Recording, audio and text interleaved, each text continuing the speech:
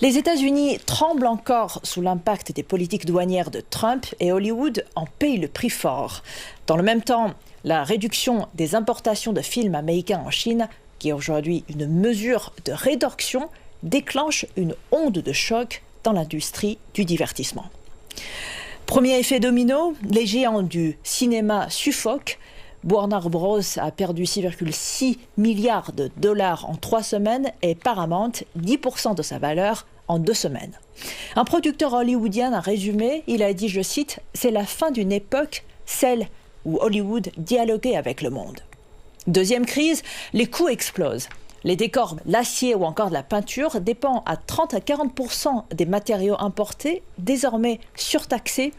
Un fournisseur de peinture prévoit une hausse de 30% des prix.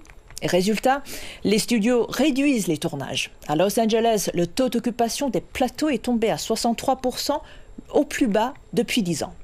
Et troisième menace, c'est le déclin culturel. La Chine, qui est le deuxième marché mondial cinématographique, réduit ses importations. En France, les films américains ne pèsent que plus de 31% du box-office du janvier au juin 2024, contre 44% de l'année précédente, de l'année 2023 pour la même période. Et en Inde, seulement 7% pour la même période. Pire encore, les revenus liés aux droits d'auteur s'effritent. George Huang, qui est réalisateur, il compare Hollywood à une voiture suspendue au bord d'un précipice, un simple plume pouvant tout faire basculer. Trump a fracturé le soft power américain et les films américains, jadis vitrine de l'exceptionnalisme américain, s'essoufflent. Et c'est un fait, Hollywood, frappé de plein fouet par les droits de douane, ne peut plus porter à bout de bras l'avenir de la puissance américaine.